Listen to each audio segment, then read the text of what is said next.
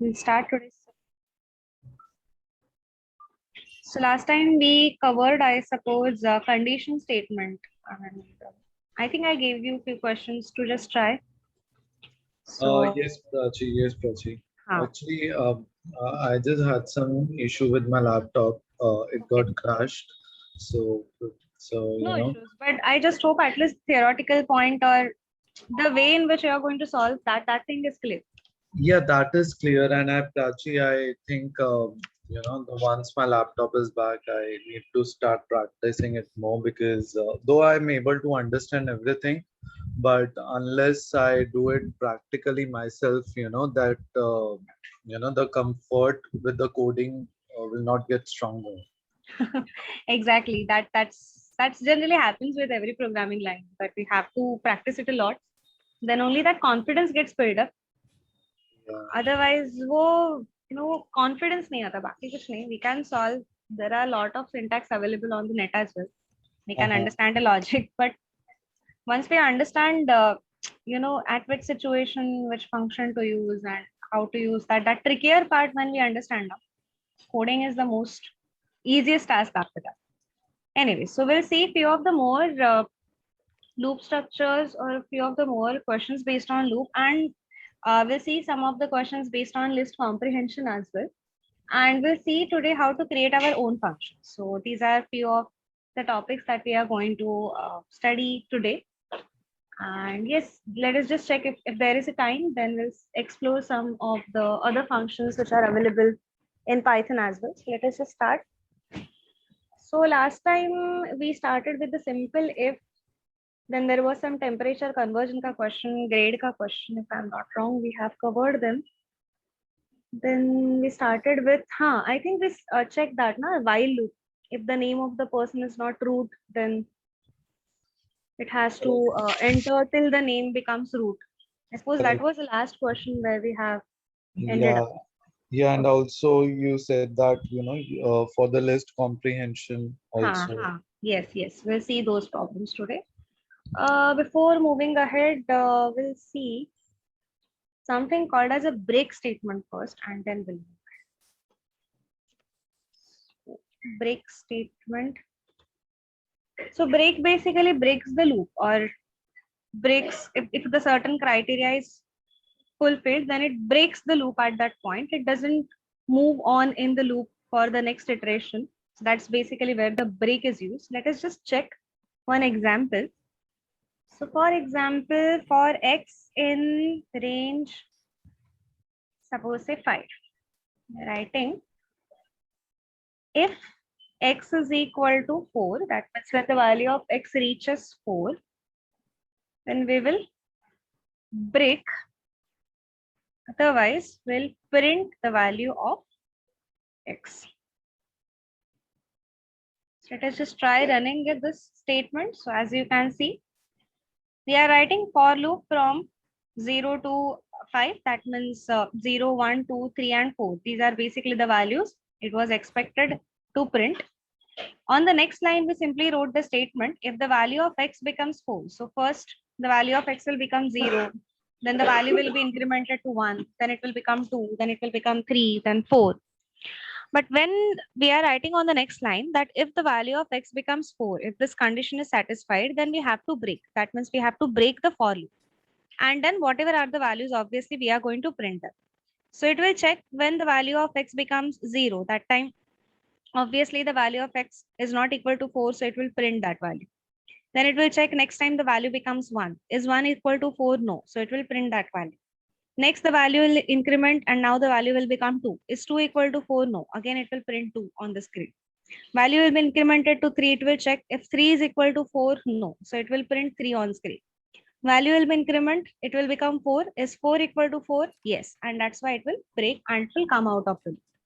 So sometimes we want loop to work till some point, but if a certain condition arises, then we want to forcefully exit from that loop. And there basically we can use this break kind of structure.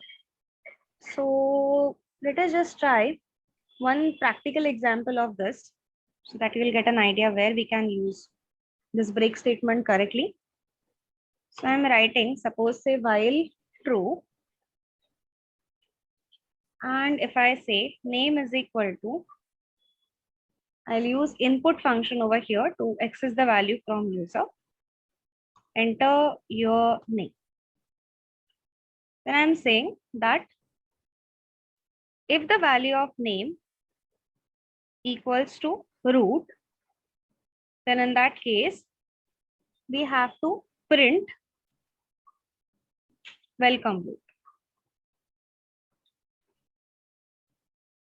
And immediately we have to break the loop. And simply outside this entire while or outside this entire if, we are simply writing print hello. So if we simply run this, it's asking us to enter the name. I entered the name, that was wrong. I entered next name, this is again wrong. One more name, wrong. I entered the name, and yes, the name was what it was expected. So it came out of that loop, it braked the loop, and finally it printed the statement that is outside the loop, which is print hello. And so it is printing welcome, root, and hello. So this was just one of the practical use of this break statement. So you can use it with any kind of looping structure. You can use it with for, you can use it with while. Simply it just works to break the current execution of the loop when a certain criteria has been met. So that's basically how we can use this break kind of keyword. There is one more interesting keyword that is available, which is called as continue. So I just hope the use of break is clear so far. So if you have a loop that you want to work infinite number of times, यहाँ पे तो you are working with the loop for the finite number of times because you are saying range equal to 5 or arrange 5.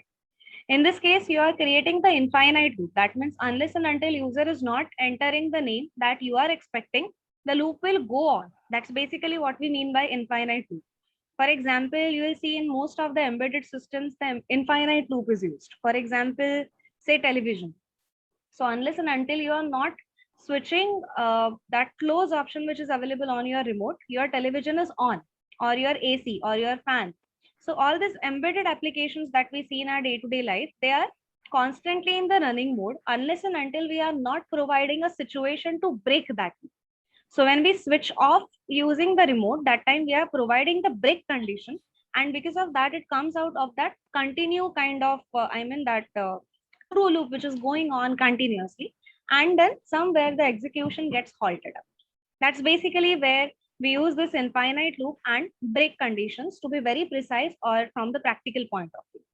So you can use it with any kind of loop, with for loop, with while loop, and at any for any strategy you can use a break kind of structure. Along with the break, there is someone who the name which is all generally uttered with the break, that is break and continue. So we'll simply see now what the continue is and how the difference in between the break and continue can be established, how they are similar, how they are different. Let us just take a look with the help of an example. So I'm creating one data of some numbers. So 456, next is suppose say 124, then say 567, then I'm writing next number 532. I'm simply writing any random number, say 890. Just I make sure that the numbers that I'm writing, there should be few numbers greater than 500 and there should be few numbers greater than less than 500 because I simply want to fabricate some condition based on that. So I created this list of numbers. After creating this list of number, I'm simply writing for I in data. That means check the value of data iteratively. If the value of I is greater than 500, anywhere whenever you'll find the value of I or value of that data point becomes greater than 500, then simply you have to print. Let's print like this. Print I, that means that number will be printed. And along with that, we will print one message that is greater than 500.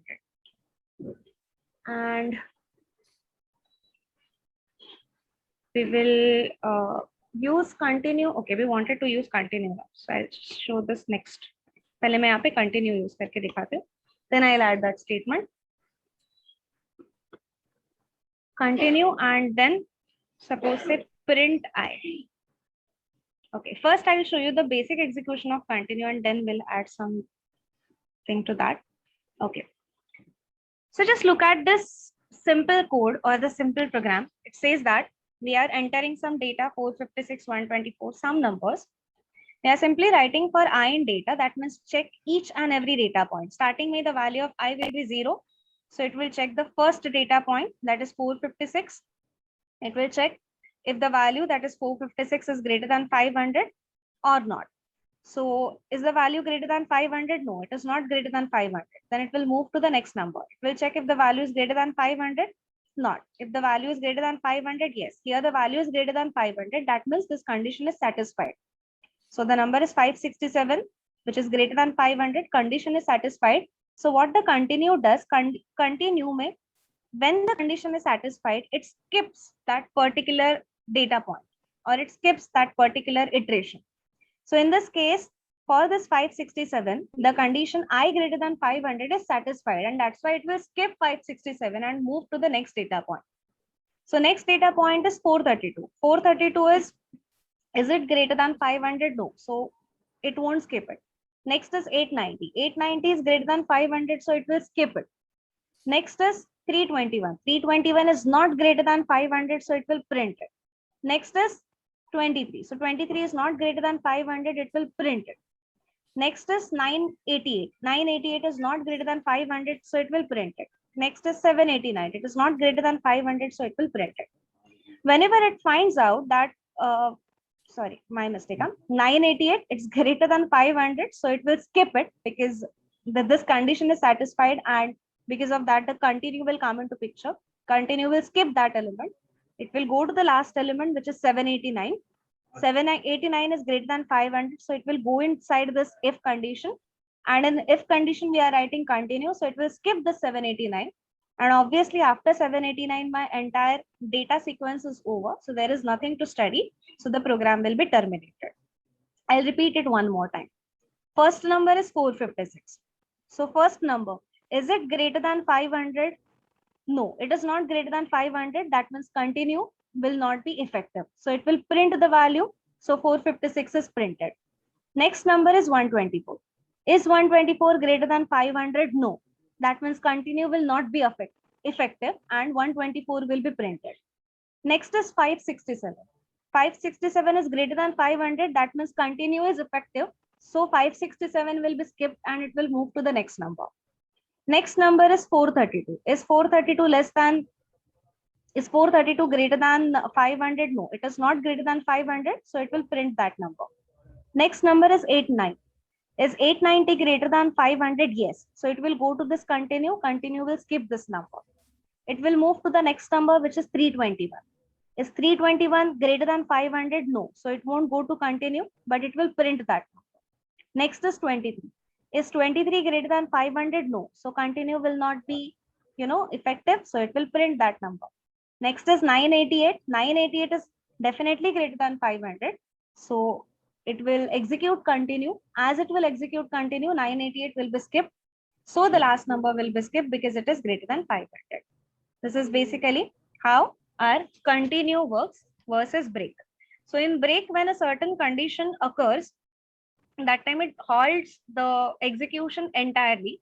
It doesn't check the next iteration or it doesn't check the next, next looping condition at all. For example, over here, if I pass 500 as a range, and if I'm running this, still my answer is going to be 0, 1, 2, 3 only, because when this condition x is equal to 4 will arise, it will break the loop, and obviously your execution or your code block is halted at that point of time.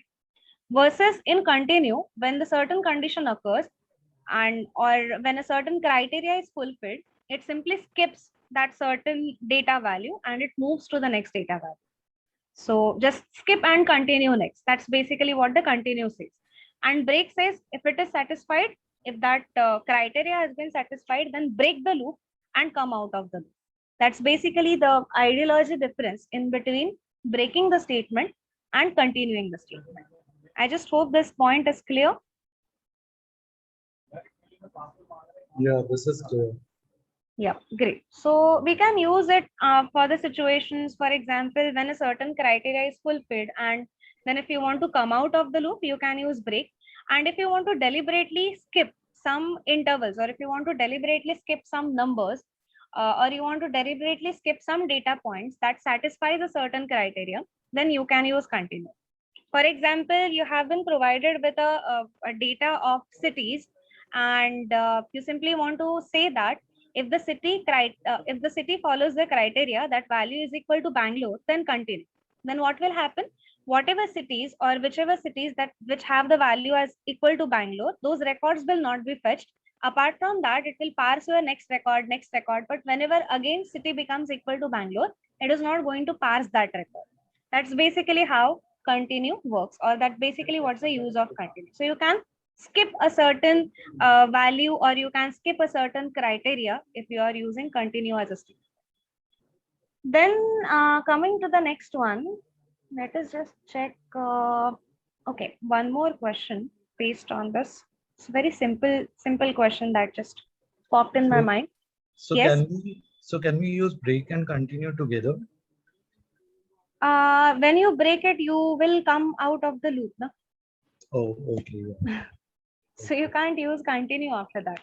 After. That's an issue. Okay, so next is, let us take one simple example. Let's create one list. Let assign that list a value of an employee. Suppose say the age of the employee is 30. Name of that employee is say some Raj. Then let us say that his salary is some 57,000. And suppose say some incentive, he's going to get a 6.7% over his salary. And I'm simply writing two random numbers over here. Let me just write this 30. I simply want to check that whether this list consists of any sub list or not. That means the same exactly elements are present in its child list or not, or within its sub list or not. Then also we can check that using for loop. So we can simply say for I, or for item in list 1, can say if type of item is equal to list, we simply have to print that it contains list. So this time it is simply showing us a result that it contains a list because it's a nested kind of list. So how to identify whether there exists a list within a list or not? It's very simple. You are accessing every element of the list and you are simply checking the type of that every element inside the list. Whenever you will come to know that the type of the certain element is equal to list, that means there exists certain value, or there exists certain entry in the list, in this parent list, which is again of the type list. And that time it is simply going to print that yes, the list consists of the sublist within it. So yeah, that's it. This is a very simple code that we can just create. Though it looks like a complicated, I mean, the logic, if not explained, and if we are simply thinking that, okay, find out whether the list consists of the other list or not, then it is slightly difficult. But yes, this is very easy when you actually practically try this. Okay, then I think even odd problem we have solved. So there is no need to check even odd problem again. Instead of that, what we can do is, if I ask a question like this, check if number is divisible by 5 and 7.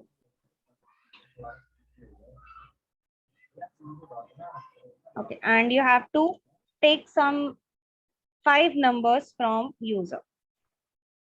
So take 5 numbers from user and check if number is divisible by 5 and 7, not 5 or 7. That means the number should be divisible by 5 and 7. For example, 45 or 70, something like that. So I would just like you to think about a logic for a minute and then we'll solve it together. You have to take a number from user.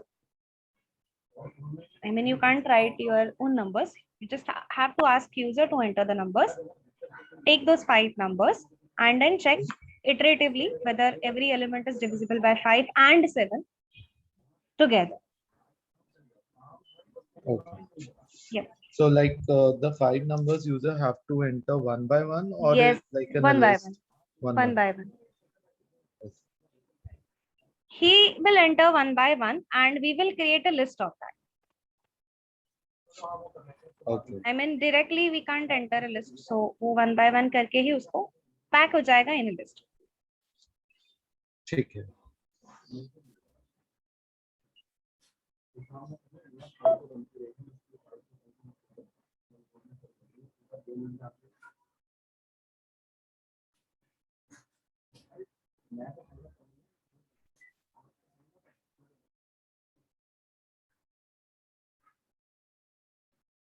चलो बना लेते हैं.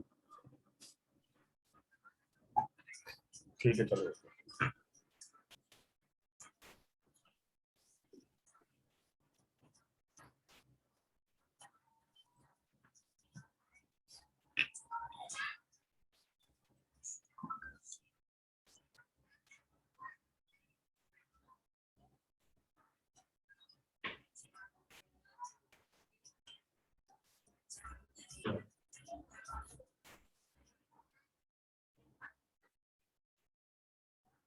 So for a hint, I'll simply write few statements. Just check using those statements you are able to write the code or not. Create empty list. Then in the next statement, use for loop. And you should have your input condition within for loop. Then you can use append to create collection. Then you can print that collection or that list basically. Then use one more time for loop along with if.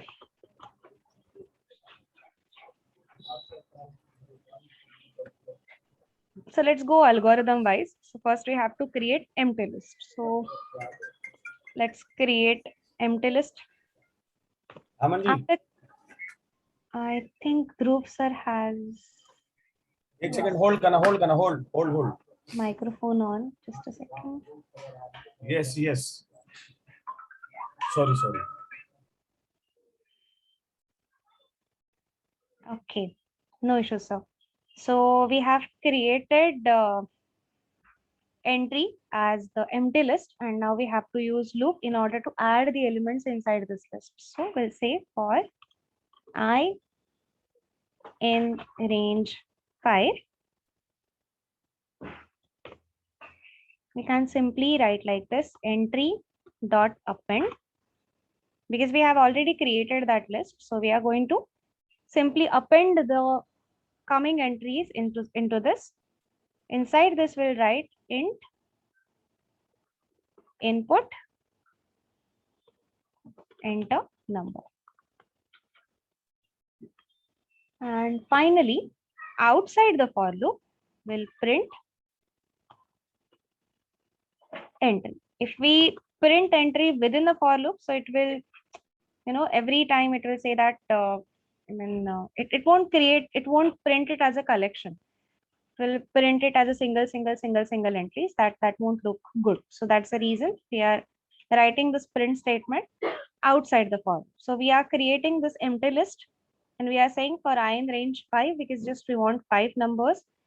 Entry dot append, that means into this empty list we have to append what we have to append. So we have to append that input which is given by user. Otherwise, what you can do, you can create a variable. You can write a is equal to int input enter number, and you can write entry dot append a. That means whatever number user enters will go into A, and then you are passing that A inside that entry. So that is also possible. So whatever way you want to use, you can use it. So for example, it's asking me to enter the numbers. I entered 25, 23, 10, 56, and 100. So as you can see, it is showing you the list of all the numbers that are entered by us like this. So if we write print statement within for loop, so it will say first 25, then on the next line it will write 23, then on the next line it will write 10, then on the next line 56, and then 100. So it won't look like a very correct kind of thing, because you want to create a list of numbers. That's the reason we created finally the list like this. And now we want to check that condition. So we'll say that for I in entry, if I mod 5 is equal to 0, that means the number is divisible by 5, and I mod 7 is equal to 0, that means the number is divisible by 7 as well, then and then only we are going to print that number is divisible by 5 and 7. Quite a simple problem. So we have created entry as a variable, that is an empty list. Then we are using for loop. Using for loop, we are appending every element inside that entry, and finally we are printing this entry list. After that, we are again using a for loop to parse every element of that entry list. We are simply checking the value of every individual list value, if it is divisible by 5 as well as divisible by 7 at the same time, then we are simply going to print that it's divisible by 5 and 7. So if I just run this, I'll deliberately put some values which are not divisible by 5 and 7 together, and few values which are divisible as well. So as you can see here, we have entered those values. It's printing that list of values, and here it is saying that which number is divisible by 5 and 7. Okay, I should have printed that number as well. So I'll simply write I, because it's simply printing number is divisible by 5 and 7 and not the actual entries. So let me just rerun this, 45 and 70. Yeah, now this is more appropriate. So it is saying that 35 is divisible by 5 and 7 and 70 is divisible by 5 and 7. So this is how you can write the code in order to get this result. Now, if you have understood this, I'll give you one similar problem to solve based on the similar type of logic. It's a very simple problem of creating odd and even ka list, but I'll give you the proper algorithm or the proper steps in which I want a result. So suppose I ask you to create empty list for even numbers or empty list for even, and create empty list for odd. Then next is create empty list for numbers, and I want, suppose say 7 numbers to be taken from user. Then I want, if number is even, then add that number in list of evens. And if number is odd, then add that number in list of odds. So you have to use the same logic as above in order for creating the empty lists. And 3 empty lists you have to create, one for even, one for odd, and one for numbers. You have to enter 7 numbers, or you have to ask for the 7 numbers. And then in the next for loop, you simply have to check every number, whether it is even or odd. If it is even, add in the stack of even. If it is odd, then add in stack of odds. That's it. Just try this.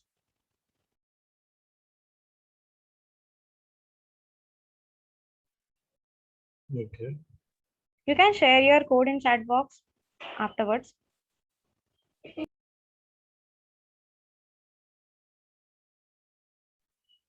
Okay.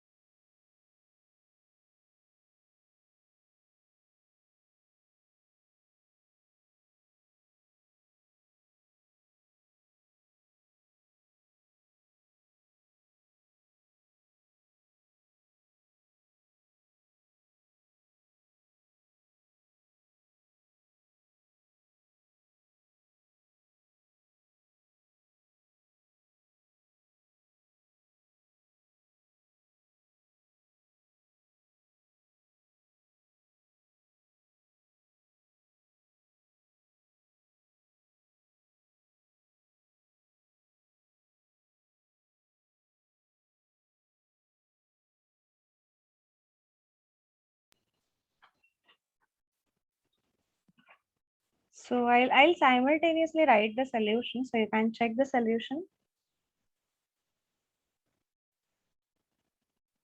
Suppose I am creating one simple list for even, one simple list for odd, creating one list for entering numbers. Then I'll simply say that for I in range 7, because I just said we want 7 numbers.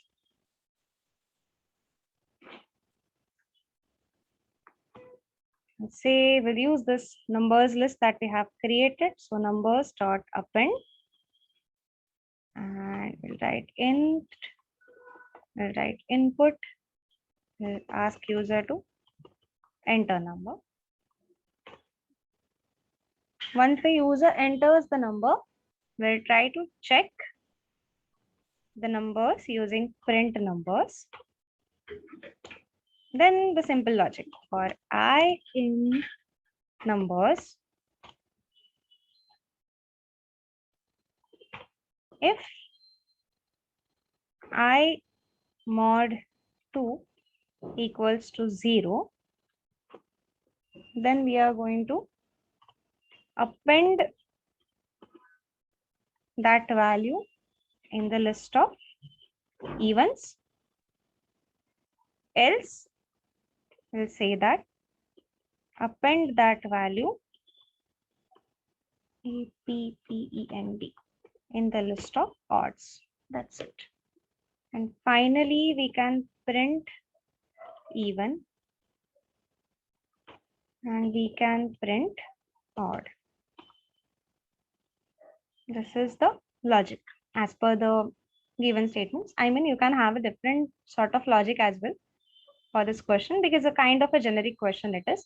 So I first created empty list for even numbers, then we created empty list for odd numbers, then we created empty list for entering numbers. We are saying that for I in range 7, that means accept 7 numbers, and whatever number your user going to enter, we are going to append those to the numbers list, which is empty at first. And as per the every iteration, the new number will be entered by user and that will be added inside numbers itself. Then we are checking using for loop that if the value, that means the number value, if it is divisible by 2 completely, then obviously it's an even number. So add it inside even list. If it is not divisible completely by 2, that means obviously it's an odd number. So add it inside odd list. So this is basically how the code will work. Let us just try to execute this. So it's asking us to enter number. So we have entered numbers 10, 45, 25, 80, 60, 45, 12. Repeated entries are allowed because this is not set. This is just a list. And from this list, it is printing evens and this is printing your odd numbers. So even may your 10, 80, 60, 12 and odd may you have 45 repeated twice and 125 because that was the random entries that I just added. So I just hope this logic is clear now that how we can create this. Is this clear? Yeah, it's clear. Okay, so based on this, there is one more question. I don't know whether we have solved this question or not. So first may create empty list for files. I mean, files is a variable. You just have to create an empty list for that file. The next is you have to accept 5 files from user with their extensions. So for example, abc.txt, this format may you have to accept 5 values and using append function, append those 5 files into files variable. Then use for loop and check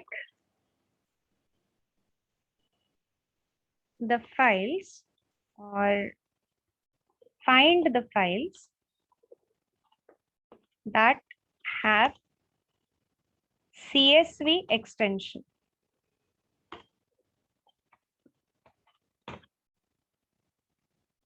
Okay, and then you have to print the files with CSV extensions only. I mean, see, you just have to find those files and you have to print the name of those files which are having CSV as an extension. I just hope the question is clear. So you have to create one empty list.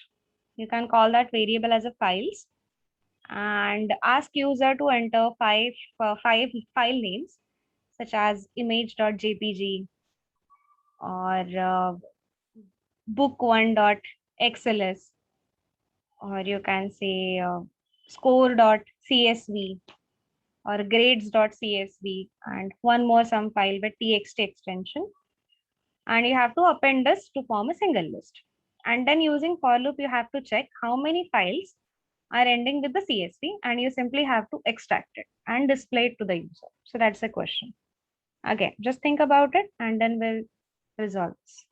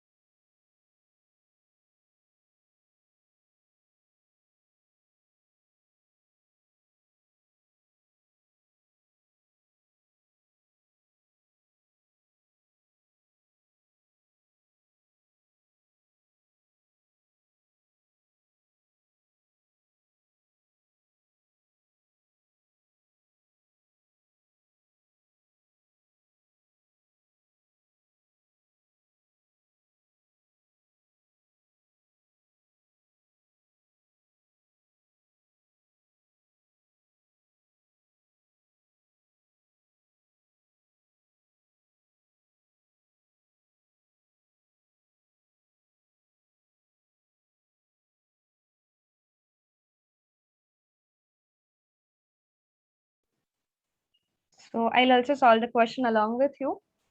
So first we will create, as it is given, we have to create one empty list. So we are calling it as files. For how many files? 5. So for I in range 5, you can say files dot append may, let's ask user input, enter files with extensions. Okay, now here deliberately I haven't written int because int converts the value in integer, right? And we don't want integer this time, we simply want a text values. That's why we are simply writing files dot append input enter files with extension. So we are asking user to enter the files, and we want that to be in a character format or string format only. And then we are simply printing files. So let us just try running till this point. So for example, I'm writing this book1.xls. Sorry. Then suppose say I'm writing this as data.csv. Then I'm writing image.png. Then I'm writing say day1.pptx. Then I'm writing work dot, suppose say some random extension, say VLC or something like that. So it is simply taking my 5 files and it is displaying the files. That means we are correct till this part. Now what we are doing, we are creating one empty list. We'll call it as CSV so that we can store our final result into this list. We'll say for I in files. In this case, we have to use one of the string function that we have discussed in the last session called as ends with. So we will write over here if I dot ends with, and here we'll simply pass CSV. So it simply checks if the file ends with CSV or not. If this condition is satisfied, then what will happen? The empty list that we have created with the name CSV, into that list, we'll add this I. And finally, we will print this CSV list. Okay. So we are creating this empty output list. We are checking for I in files. If any file ends with CSV, then that file we have to catch and we have to append it inside this empty CSV list. And finally, we have to print this CSV list. So let us just try this. So I'm just creating the first entry as book1.xls. Then book2 has CSV, data.csv, image.png, and suppose say some day1.pptx. So in the output, it is simply printing only those lists which ends with CSV, that is book2.csv and data.csv. This is basically how we can work with the strings as we have worked with the simple integers. So I think this problem is slightly creative in order to understand the use of empty list or how to use them, how to use the append and how to use this if in order to check the specific condition. So here if the file is ending with the CSV, then we have to capture that file and we have to add it inside the CSV. So again, the problem when we just listen to that problem that we just have to find out the CSV files from the list of file, that seems to be slightly complicated, but when we actually solve it, it's not that difficult to solve, right? Is the problem clear? Yeah, the problem is clear. Okay, that's great. Then a very simple problem. Now this you can easily try. Create a number, create a list of 5 numbers. Now you have understood properly how to accept the number from user. So you can write your random numbers. I mean, directly you can pass the numbers. Don't take the number from user. And print square of each number. Okay, try this. Just a one-line code. Okay. Create a list of 5 numbers and then simply use the for loop. Write your own values or hard code the values over there. Don't write the input wala thing.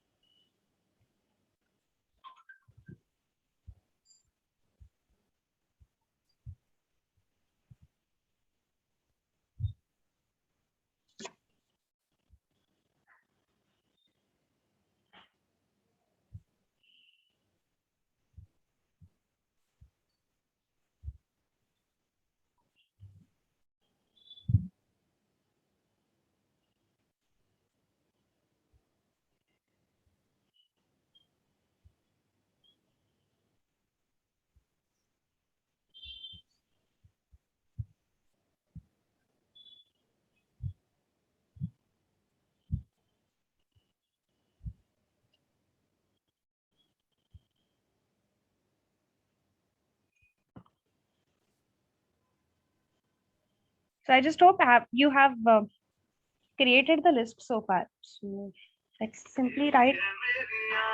So some random numbers, say 23, Yeah, list 23, 45. 45, 67, or any other number, Correct. 89, or something like that.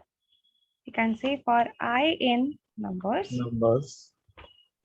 and print I into I. That's it. That's it. Done. Okay. Clear? Clear. Okay. So yeah, I just spoke about something called as comprehension. Let us just look into that. It's very, and very simple.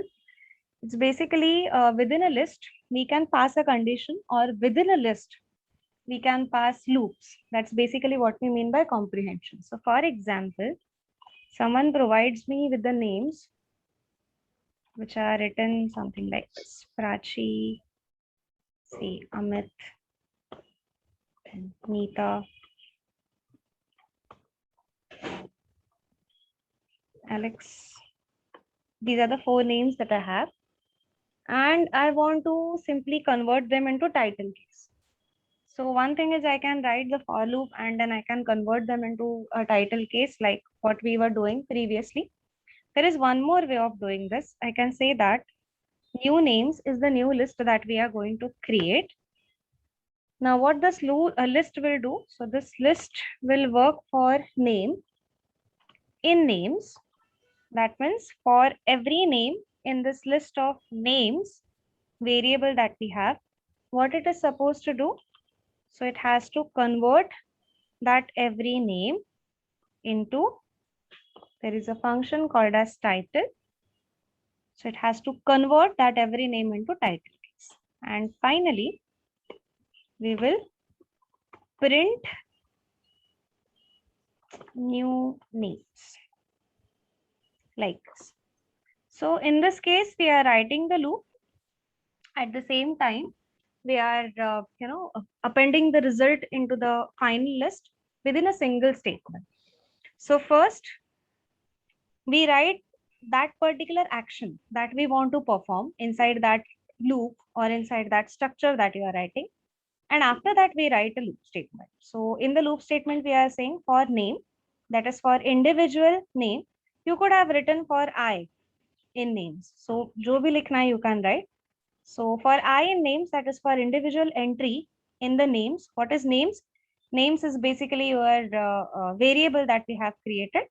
So what we have to do, we simply have to convert it into title keys. So if you are writing for I in names, then you have to write I dot title, because in that case, your iterator name is different. That's it. This is basically what we mean by list comprehension. That means you can write a complicated code using a simple structures of the list. For example, the previous code that we have written of say finding out whether the number is even, odd, or something like that, that can be also easily solved using the comprehension. So for example, I'm creating Prachi, just a minute. This Hmm. title bracket, like Huh. So name is nothing but a what you can say your iterator. Title is the method or title is the function of string which Okay. converts your element into title case. Title case is that case which has the first letter in capital and rest all in Okay. small. Okay. Okay. Okay. Got it. Okay. Okay. So let us take one more example. So yeah, creating this simple list and suppose we say that list 2 is we simply want to check for say I in numbers, check if I mod 2 equal to 0. And here we simply want to print that I. Sorry, here by mistakenly I wrote x mod 2, should be I mod 2. So see again, what the action we want to do. So action may we have written just I, that means we want to print that number. Which number we want to print? So we want to print that number. First we want to write this for loop. So for I in numbers, that means it will iterate through every element inside that loop. It will check if the value of that element is divisible by 2. If the value is divisible by 2, it will print that certain value inside the list 2. And then after this, if you simply mention print list 2, then you will find out it displays only those values which satisfies the given criteria. If you simply write like this, then it will print all the numbers, because here you are saying for I in numbers, I, that means for I in numbers, print I. So it will print 23, it will print 45, it will print 66. So first this condition will be evaluated and then this action will be taken. So condition or the loop over here is for I in numbers. That means check every entry inside this numbers list. And then if you are writing simply I, that means you want to print that particular statement or you want to simply give that number as an output. So we are checking every number and we are throwing that number as an output if we don't mention any condition. So if you want to mention any condition,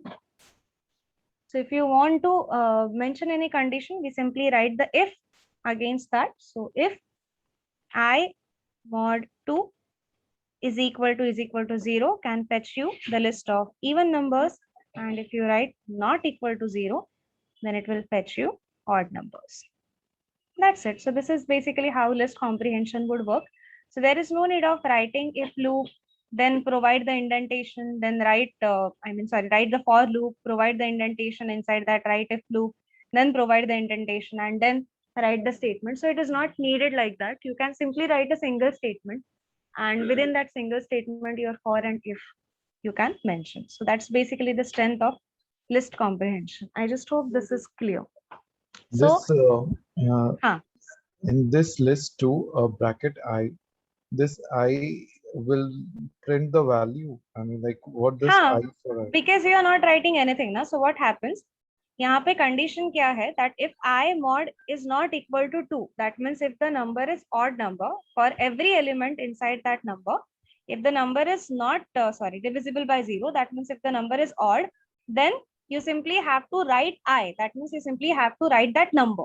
That number Okay. will be stored inside the list 2 and then you are printing that list. That's Okay. clear? Okay. Got it. So if I simply ask you to convert this problem in the comprehension, can you convert it? Okay, this one entry. हाँ, ये problem comprehension में convert करना है, but again for a simplicity, write the entries of your choice. Don't take the input from user. Okay.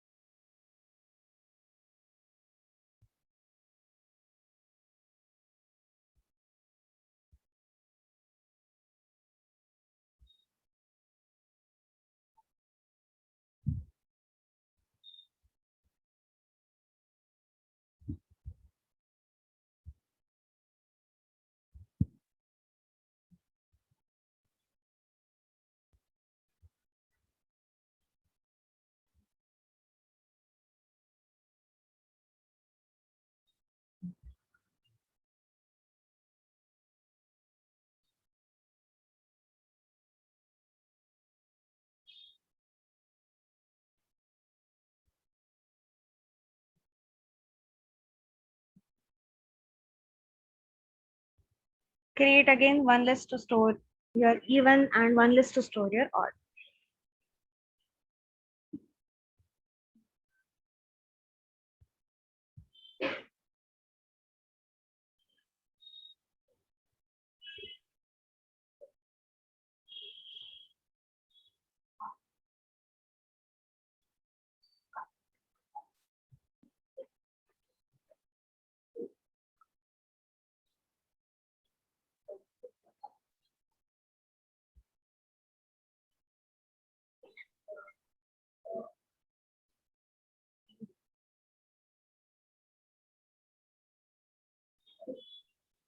I think first it will be numbers Hmm.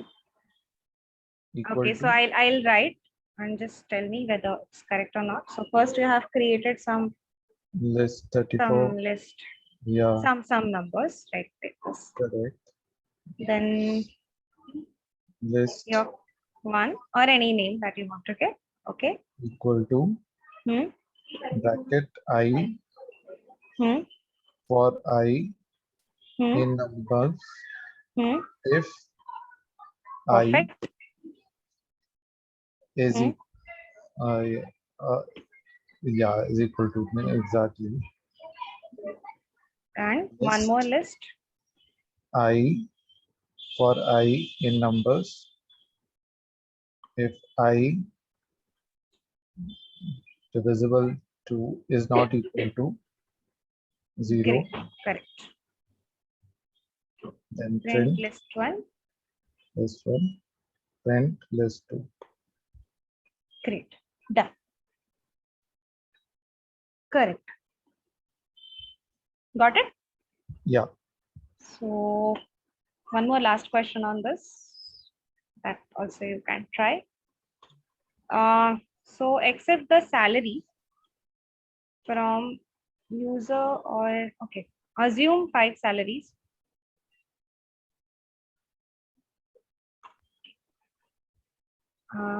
In format of, for example, 45 or $450.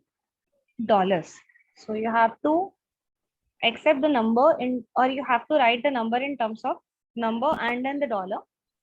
And then you have to create a list that will exclude dollar and have only salary amount. So for example, if the input is $450, I want my output to be 450. Question clear? yeah, And the hint to solve this question is R strip. You can use comprehension, so you can use R strip and list comprehension to solve this problem.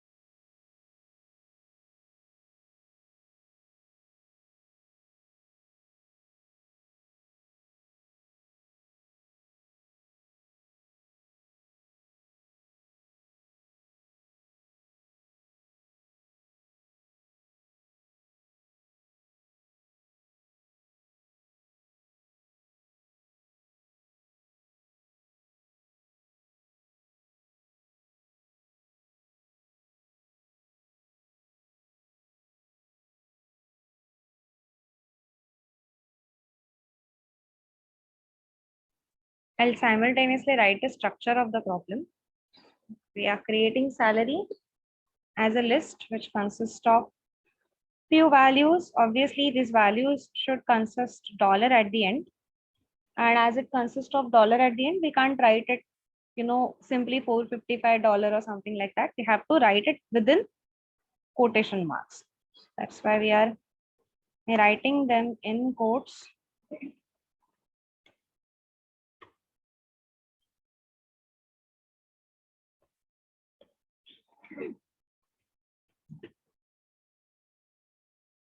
Okay. And then we can use comprehension. We'll say that first we'll write the loop that we want to write. So for I in salary, what we want to do here, so we want to perform salary, I dot R strip, and what we want to strip from this, so we want to strip dollar. See, if I simply write like this, and if I print simply the value of I, then let me just show you. Sorry, no need of writing this. It is just print new salary. Yeah, it prints the value, but if you just check type of this new salary, it still shows the type of, okay, it's providing you. I'll check for the individual entry. So for individual entry, then you check, you'll find out that still it consists of the values which are in terms of character only, or which are in terms of string only. So we don't want the answer in terms of string. We want to store it as a numerical value. So what we have to do extra, so here we have to use something called as explicit conversion. That means we are saying for every I in salary, take that value of I, perform R strip, remove dollar sign, and whatever value that remains, convert it into integer and then write inside the new salary.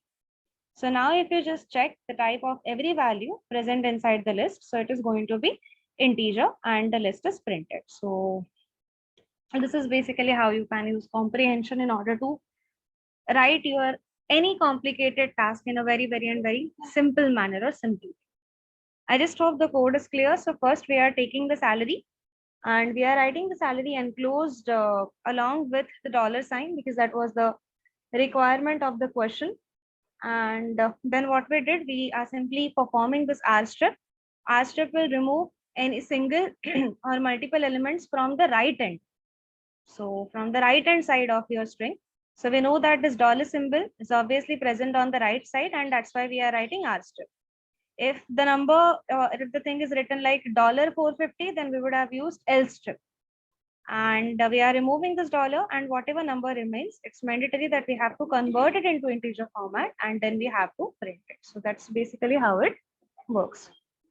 I just hope it's clear. Is this clear now? Yeah, it's clear. Okay. So I think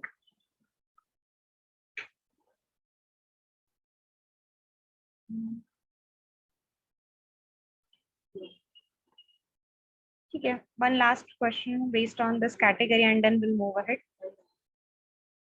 What you have to do is you have to accept string from user, convert string into lowercase, uppercase,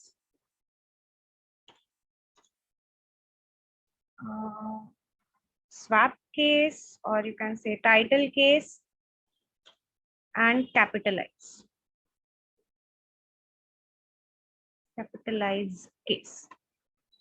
And these are only the names of the function. Lower is the name of function, upper is the name of function, title is the name of function, and capitalize is the name of function. So simply you have to accept a string from the user and you have to convert it into lower, upper, title and capital S case just in order to understand how the different case looks like. So what we will do over here, we'll take a simple string. Suppose we are taking a string inside this variable called as st. We'll simply write this is our first string. And then we'll say print st dot upper. On the same lines, we'll say print st dot lower, print st dot title, print st dot capitalized. And there is, I think, one more. Let me just try whether it works. Print st dollar swap case. Okay. Yes. So first it is converting your entire string into uppercase. That is, this is our string. Then it is converting entire string into lowercase. Then it is converting into title case. Title case mein har ek word ka first letter is converted into capital. Rest everything is in small only. Then it is converting into capitalized. Capitalized mein it just converts the first letter of the first word into the capital. And in the swap case, yeah, whatever you have written, it just makes the opposite of that. That means if you are writing this, let me just check this out because I haven't tried this. Yeah, we were correct. So in this case, it simply converts the capital into small and small into capital. So originally, if you have written anything into capital, it will convert that into small. And originally, if you have written anything into small, then it will convert that into capital. That's basically what we mean by the swap case. And where it is used. So all these functions are very useful in one topic called as NLP, that stands for Natural Language Processing. So I'll just brief out about what is this, because it is just out of context, but just as we have discussed all these methods, that's why I'm discussing it.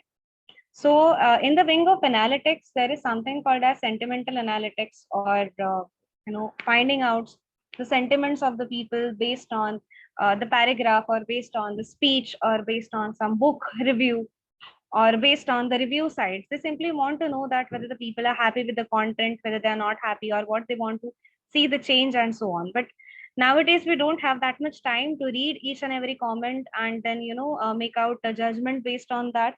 And that's why NLP, what it does, that it can take a bulk, huge amount of data, say lakhs of comments or even crores of the comments, and then it will simply try to check based on those comments that whether those comments are supporting a movie, whether people are liking that movie, whether they are hating that movie, whether there is some kind of a sarcasm feeling with the people and so on. So that can be easily identified using NLP. And we can even generate the reviews, or we can even generate the final report of the reviews based on all the reviews which are given by people on a certain post or on a certain movie.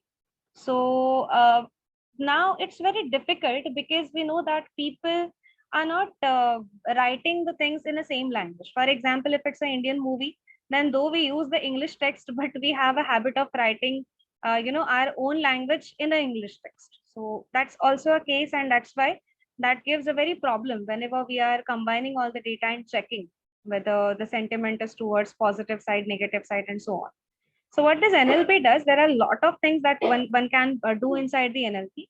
NLP basically converts your text into a simplified format or in a single format. So it can remove all your stop words such as is, and, the, or if you have he, she, okay, or something like that, which doesn't mean anything, that we just use as a fillers most of the time. So it can remove those fillers, then it can remove all those punctuation marks, it can remove all those digits, it can remove all those spatial symbols which were unnecessarily written into those comments, and then it can simply convert that text into a simplified format or a unified format, say everything into small case or everything into uppercase, so that becomes easier for your engine to make a final decision if everything is in a proper systematic way. So that will be done. And then based on that, it tries to check that which is the word that has the highest frequency, or which is the combination of that word which has the highest frequency, and based on that the final sentiment of your text has been identified. There is something very interesting. For example, if person is the word, then personality, personally, all these words are also related to person only, so all these words are grouped together. And then based on that the analysis is made, and then based on that your final analysis is made. So whenever you will read about this topic called as NLP, or whenever you study about this topic called as NLP in analysis, I mean in data analysis or in machine learning, or simply a blog, if you read, you'll find out this string operations are very, very and very important over there. So we have proper libraries available in Python. Python has a library for the NLP processing, where it has all those functions which are pre-written, which can perform all the tasks that we have just set up. The last name I was not able to recollect. It's called as stemming. STEMMINT. Stemming matlab if the word is person or personally or personality or personified. So all those words related to a person, so that will be combined together. Uska ek pool create hota. That's basically what we mean by stemming. So all these things automatically happens in NLP. But if you are interested to study about topic of NLP, or if you search any blog related to NLP, you'll find out it consists of 80% of the functions that are specifically on strings only.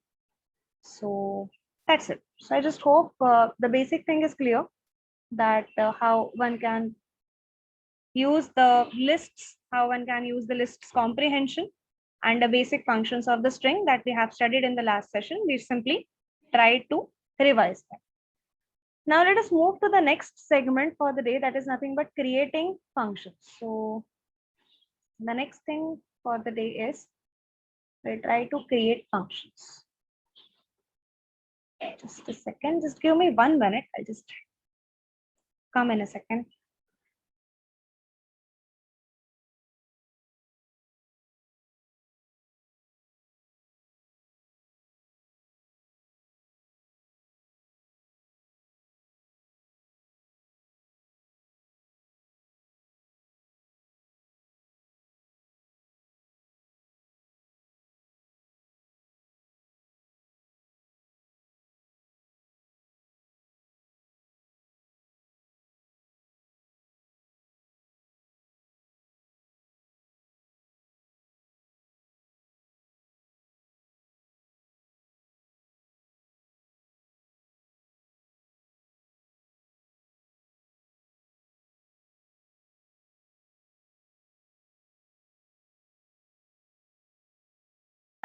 Okay, let's start.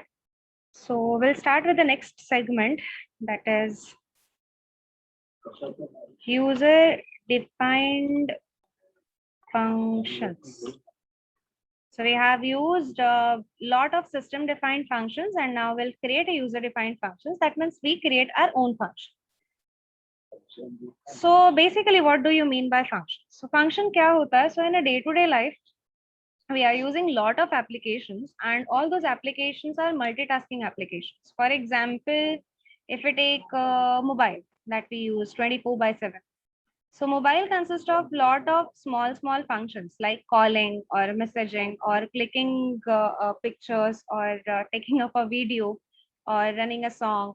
So all these are the different functions which are available inside the mobile. Nowadays, we have a calculator, we have an alarm, we have our Facebook, we have our WhatsApp, everything that is possibly to be have on a laptop, we can nowadays have in a mobile.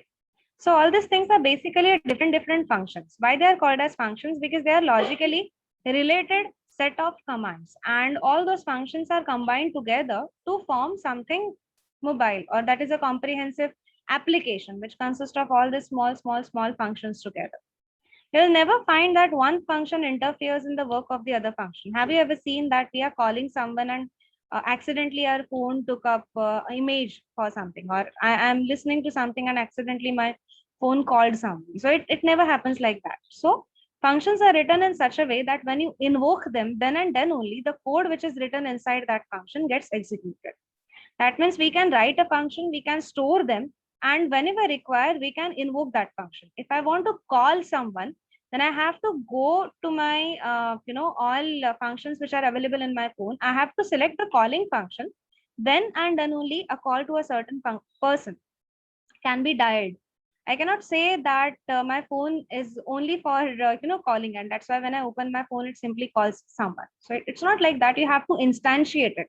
You have to start that method. You have to pass some parameter when the call is established. So when you pass a number to that particular calling function, either by the saved number which is already there in the repository, or by dialing the number explicitly at the runtime, you can pass that value to the call function, and then the call function calls a certain person. The second example, suppose you want to click a picture. So if you want to click a picture, you have to invoke that image function which is available in your phone.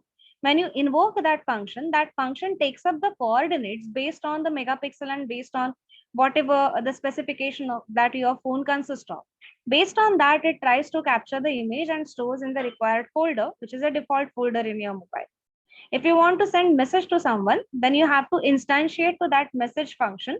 Then you have to write the message, that is the text, as well as you have to pass two parameters over there, not a single parameter.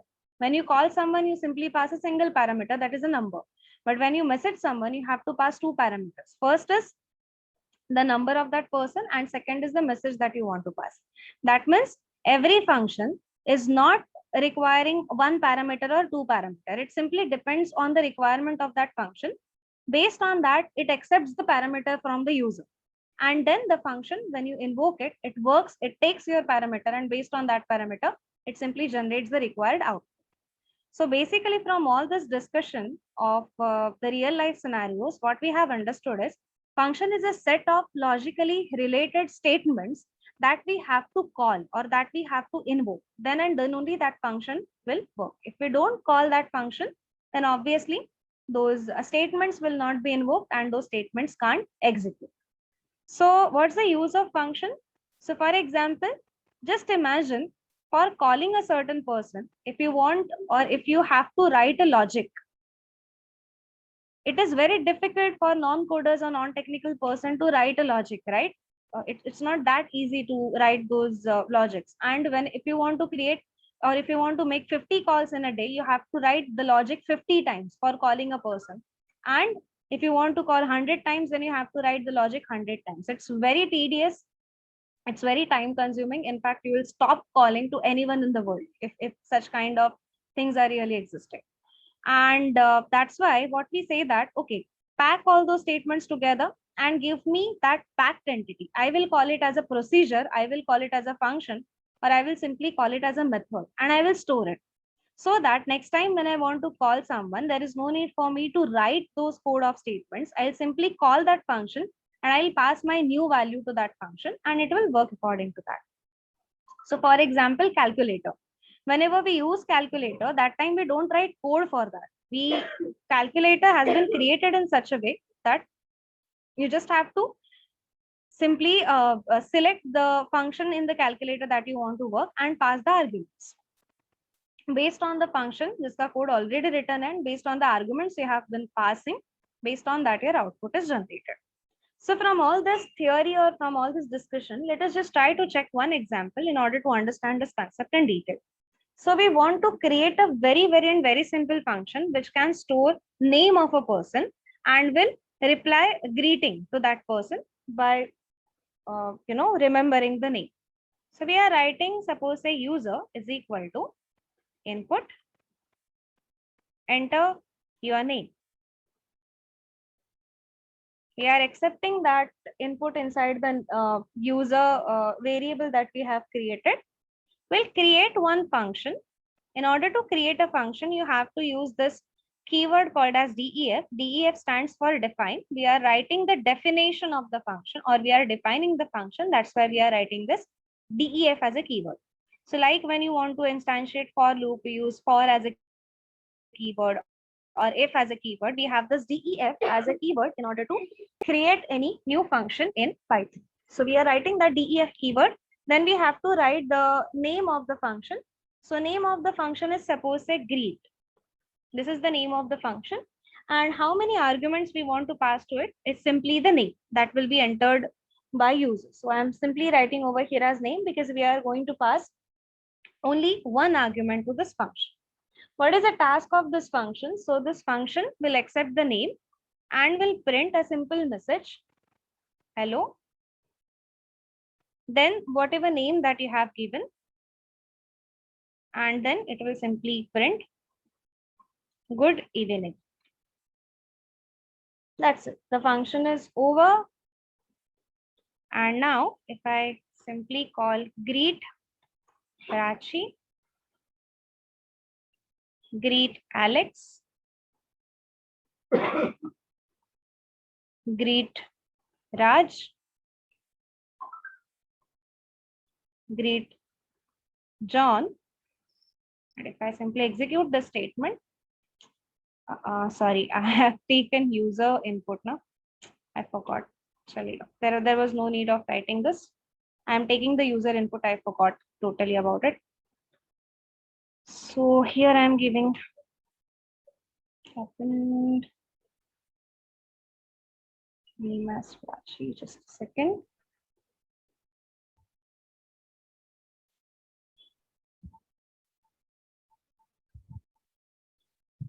Define user is equal to input, enter your name. We have entering the name, then define. Here we are passing the single value and then we are simply writing print, then the name that is entered by user, and then good evening. Yes, we are on the correct track. What's happening? It's not moving into function. Okay, I haven't written the code to call the function. Yep, I got my mistake. I have to write user over here. So I haven't used that user over there. So here I'm just taking the input from user, and whatever input I'm taking from user, I'm simply writing inside the variable called as user. Then I'm creating this function called as a greet, which takes a single argument and simply prints hello, then whatever name that is passed to this function, and then good evening. And we have called that function using the function name, and we are passing the argument that is user, that is nothing but whatever name that we have entered, so that is root. So now in place of user, there is basically root. So this root will go over here. When we call the function, the root will go over here at the place of name, and it will simply print hello, name, that is nothing but root, and good evening. So basically how it works, I mean इसका working format क्या होता है? तो इसका working format ये होता है. It simply first takes the name, or it simply first takes whatever argument that you are passing inside the user. It doesn't run actually the function definition at first. It first checks whether there is any call written in the function or not. As soon as it checks that there is a call written in the function called as greet user, then it searches for the definition. So where is this function defined? So the function is defined over here. How many arguments does it take? One argument. So pass this argument to this function. So this user is basically the actual parameter, and this name is called as the formal parameter. Why this is the actual parameter? Because you are passing this parameter at runtime. And why this is a formal parameter? Because you have simply created that parameter to as a placeholder of something. So you could have written X, you could have written Y, you could have simply written user at that position as well. So it is not compulsory कि हम जिस I mean parameter से call करते हैं उसी parameter से हमें while defining the वही parameter देना है, ऐसे compulsion नहीं होता. So when it sees that you have written greet and user, so this function, I mean it jumps to your interpreter, jumps to this greet method, and in greet method it comes to know that okay, this method requires one parameter. So which is that one parameter? So it transfers the value of user to name, and उसके बाद जो आपके function में लिखा है, that is nothing but print hello name. So at place of name, it will simply write the name that is given by user, and then good evening. So if you try running it n number of times, it can provide you the output. Clear?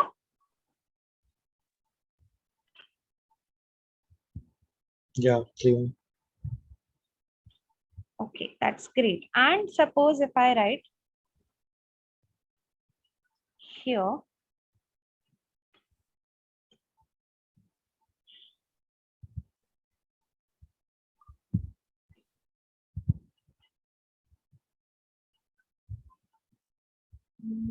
enter your name, I entered Prachi.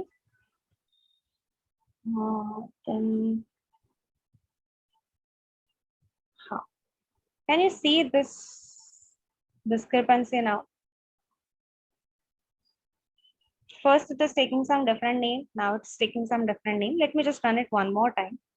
So this time I'll write the name as Alex. So now it is showing me Alex and Ruth. Let me just rerun it to John. It is showing me John and Ruth. Why it could be?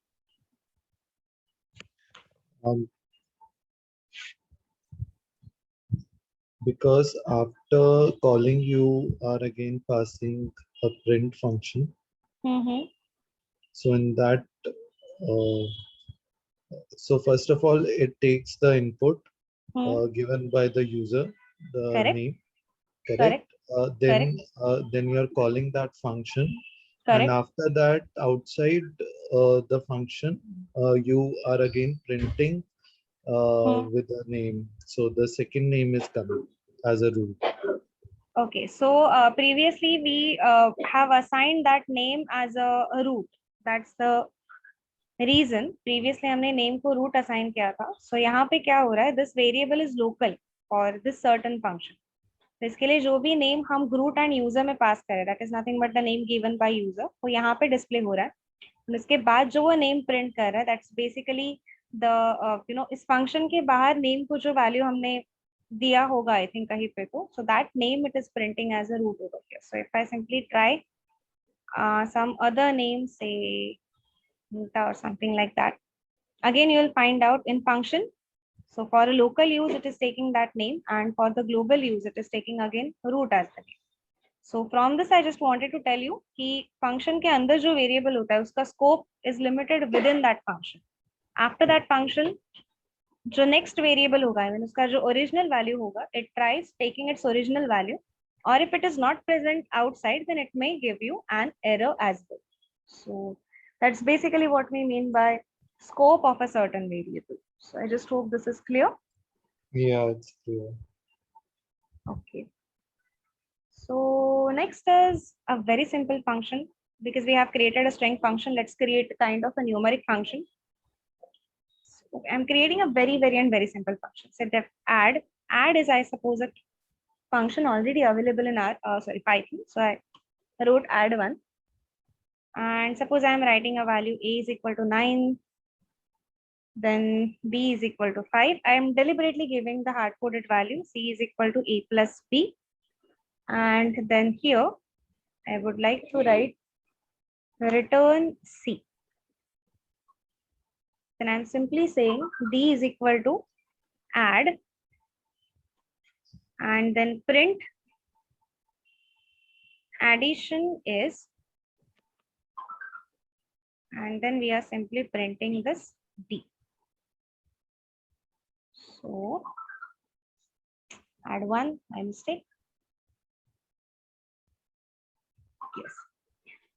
So the function that we have written previously and the function that we are writing now consist of one difference. So in this function, we have used this keyword called as return, and in this function, we haven't used the return keyword. So these type of functions which do not have return keyword are generally called as void functions in Python. Okay. And the functions which consist of a return as a keyword, they are called as fruitful functions in Python. So fruitful, fruitful functions, the one which have the return value. Now, why return keyword or why return is used? So for example, here, as I said, function does a task, it prints the value, and then all the scope of those variables and everything we lose. So what's the use of return? Return helps you to return the value which is given by the function. So it helps you to store that returned value. So what's happening over here? You are writing a is equal to 9, b is equal to 5. You are performing a plus b, and you are returning c. That means this function will return whatever answer that you have to the user, and that answer you can capture in other variable. So it's possible to capture that answer in some variable that you can use in future in some other function as well, or in some other expressions as well. That's basically what's the use of the return function. So here we are calling add one. Okay, we are not passing any value because this is not a parameterized function. So there is a difference in between parameterized function and non-parameterized function. So these functions or this function that we have seen is a parameterized function because it requires one parameter to be passed from the user. यहाँ पे parameter pass करने की जरूरत नहीं है because we are not taking any value from user. When we want function to be parameterized, when we expect user to give the value. When user is not giving any value, that time we hard code the value, and so we don't want any parameter to be assigned to that particular function.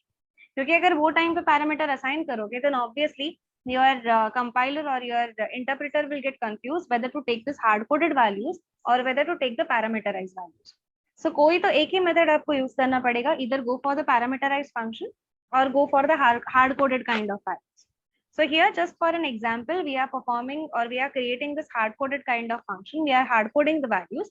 We are creating one variable in order to store the result, and we are returning that value.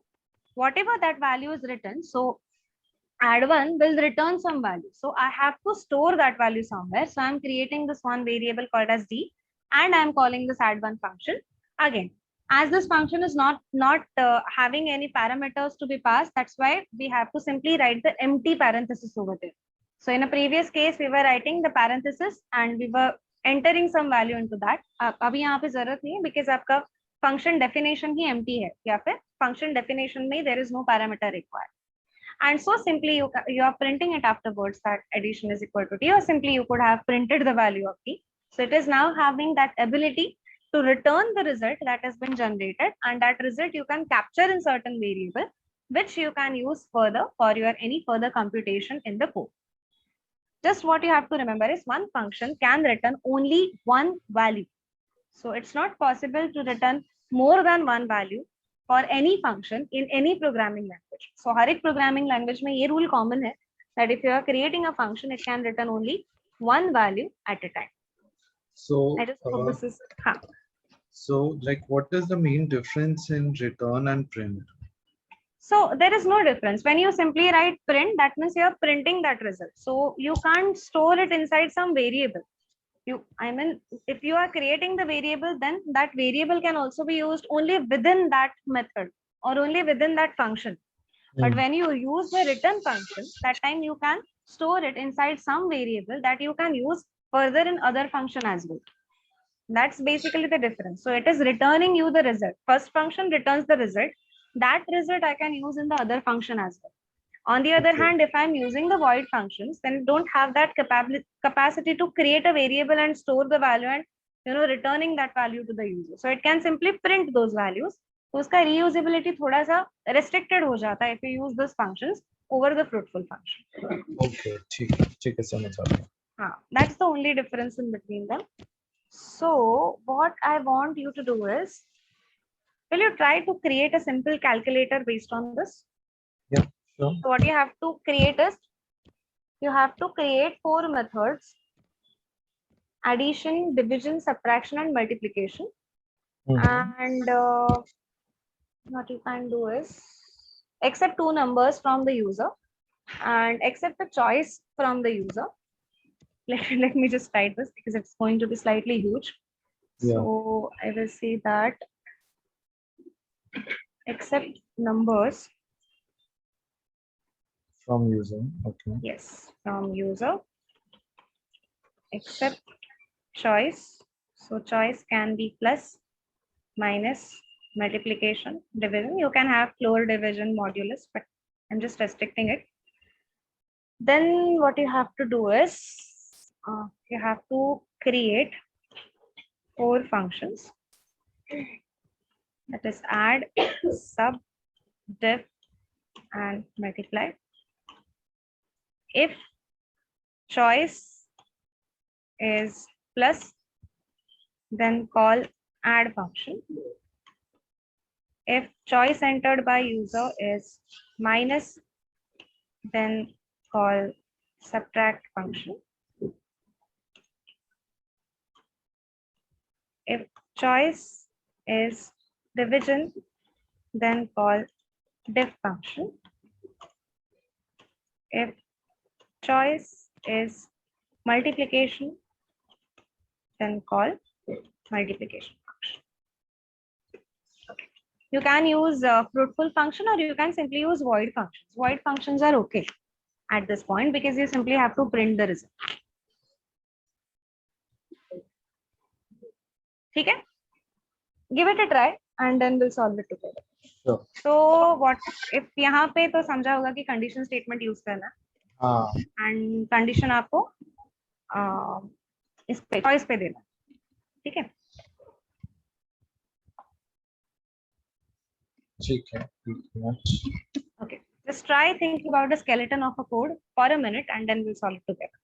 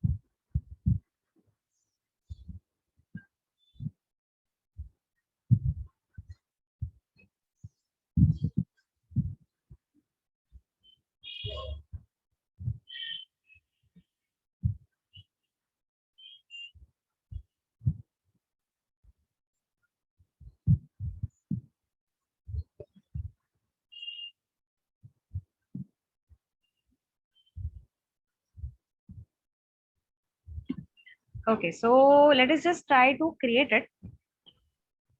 So first we will create those 4 functions. So suppose say we are creating, I mean you can start in any order. And we'll simply say add is equal to num1 plus num2. Now in this way I'm writing, you might feel slightly lost because I haven't created variable for num1, num2. So just bear it. At the end I'll create it. I can write addition is, let us just make it slightly fancy because बाद में copy paste ही करना. So num1 and then plus, then we can write this num2, num1 plus num2, then we can write this equal to, and then simply we can write num1 plus num2. So ये कैसे print होगा? Addition is जो first number insert करोगे that will be printed, then plus sign, then second number जो insert करोगे that will be printed, then equal to sign print होगा, then num1 plus num2 print करेगा. So what I will do is I will simply copy this now 4 times, I mean 3 times, because we have to create those 3 functions.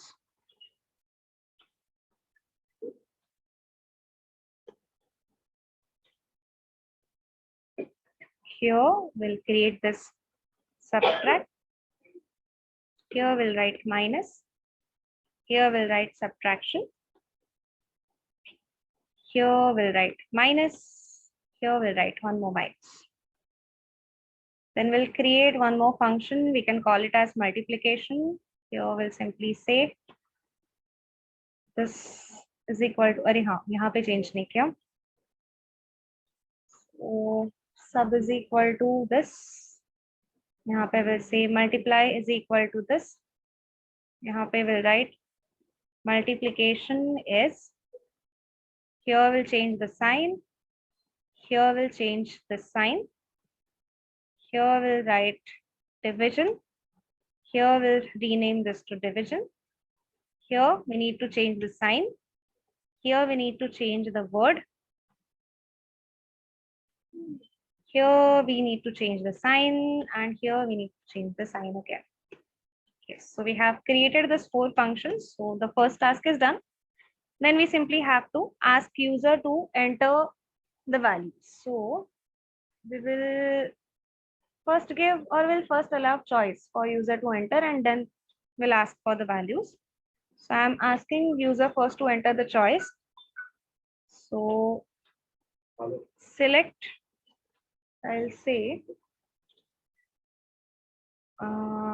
plus for add. Then on the next line, we'll try to print minus for subtraction. Slash n will write those next part on the next line. For multiplication. And this for division. I'm not running it to show how that slash n works, because right now I haven't called those functions, so it will give me an error. But slash n क्यों use होता है? So select plus for add will be printed on the first line. Minus for sub will be printed on the next line. Multiply, I mean the star for multiplication will be printed on the next line. And division के लिए we want slash n के बाद this. So division for, I mean slash for division. This is basically what we are saying user to enter. And we'll give one more suggestion to the user. Please select one from given entries. That's what I was not running it anyways. After that, we will use this if statement. And yes, this choice we have to take. So I will call it as a choice is equal to, here instead of print, I should have used input. So please select one from the given entries or given operators. And then we'll say that if choice is equal to plus, then we'll call the function add. Then elif choice is equal to minus, then we'll call the function subtract. Else if choice is equal to multiplication, then we'll call this multiplication function. Elif choice is equal to division,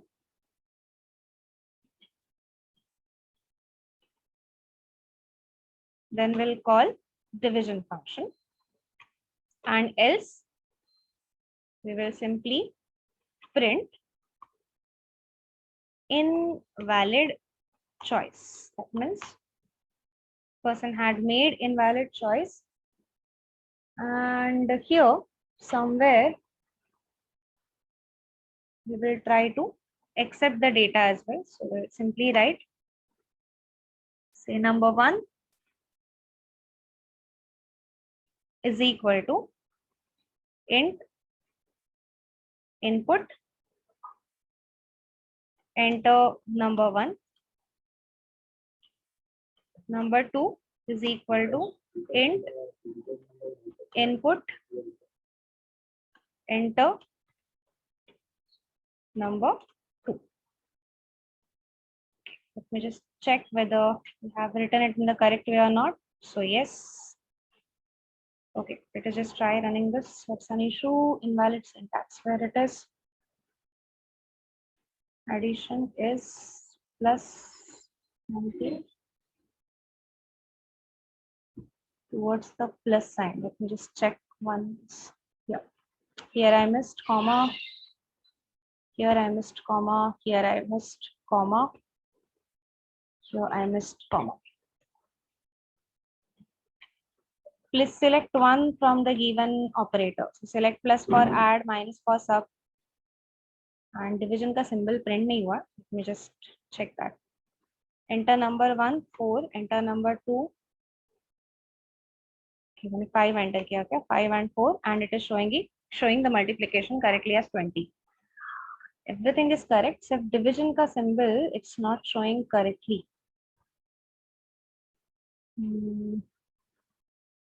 What to do? This we use for division, right? Correct. So yes, give the operator. So this time, suppose say I'm giving the operator division, and I'm writing number 5 and 2. Then it's giving the division as 2.5. Okay. So you just have to select the numbers. I mean, select the operator first. Then it is asking you to enter the numbers. And then based on the operator that you have selected, it will call only that function.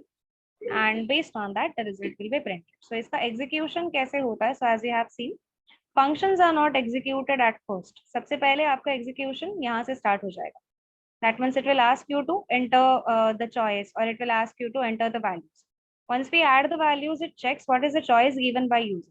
If choice is plus, then and then only it will go to the add function. Once it goes to the add function, what it will do, it will take those two numbers, and whatever is the addition of those two numbers is, it will perform that calculation and will store inside this variable called as add. Now in this case, we haven't passed any parameter as such. यहाँ पे कुछ parameter pass नहीं किया है. We have created the empty function. So obviously it is going to take the value given by user only. So ये जो भी आपने value num1 and num2 में pass किया है, उसी को ही use करेगा. Again, nowhere we have passed the parameter, so it will simply going to check what the sign is entered by you. Based on that, that certain function will be invoked. Your values will be passed to that function, and based on that, the result will be generated like this. So if you are running it, and if you are providing any other value apart from that, so suppose I am providing this exponent, and if I provide the value 4 and 2, it is giving me the answer as invalid choice because we haven't specified this choice. So it is going to this last else part and prints that the choice is invalid. Is this clear? Yeah, it's clear. Yep. So likewise, we can create n number of questions based on this. So what I will do is I will write rather few questions, and please do try to solve it. Not now. I mean, you can complete this afterwards as well. What you have to do is you have to accept radius from user, accept choice. If choice is equal to area, then calculate area of circle. If choice is equal to perimeter, then calculate perimeter of circle. else invalid choice. Okay, this is one question. Then the next question will be create or rather accept name and available balance of user. Ask user choice for banking application or banking support. If choice is equal to deposit,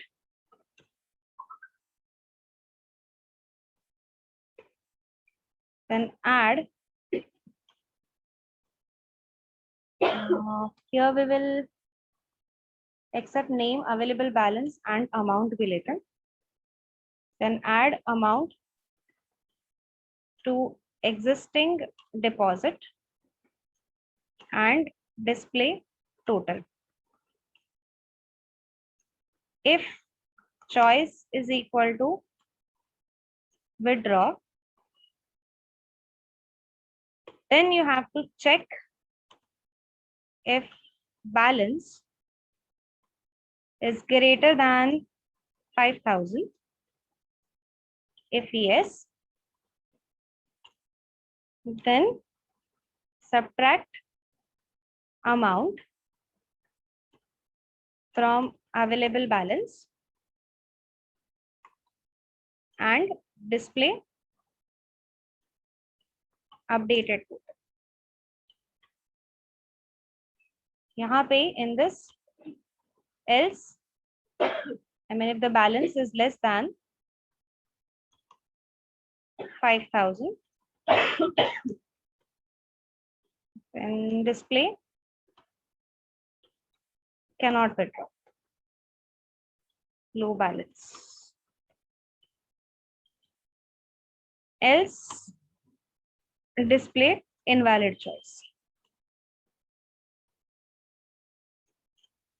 Or we can say that no, chalega. Else display invalid choice. So these are the two questions that you have to solve, wherein you simply have to create the functions. And yes, I'll give more and more questions, but first I want you to solve these two questions tomorrow so that we can discuss the next in the next session. Okay, so that's it for the day from my side today. So I just hope you have understood the use of list comprehension or use of loops and use of if statement, and you have understood basics of creating user defined function, that too the functions which return the value, which do not return the value, parametric and non-parametric function. So these were few of the things that we have done so far. We will extend the topic of the function, and then we will move to the next topic of the classes, inheritance and object-oriented programming in the upcoming session. Okay, so any doubts from your side, dear? As of now, it's fine.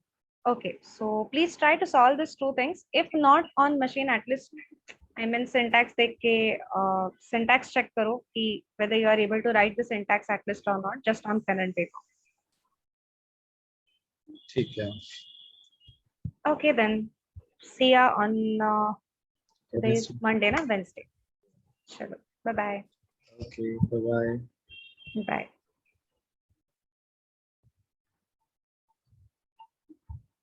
So Dhruv sir, we are ending the session.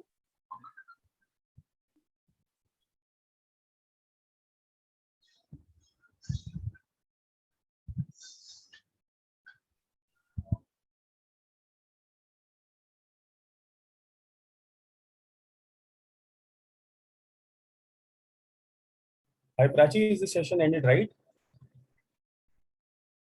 Yes, yes, yes. Okay, thanks. Have a good evening. Bye-bye. Yeah, bye bye. Bye. Bye.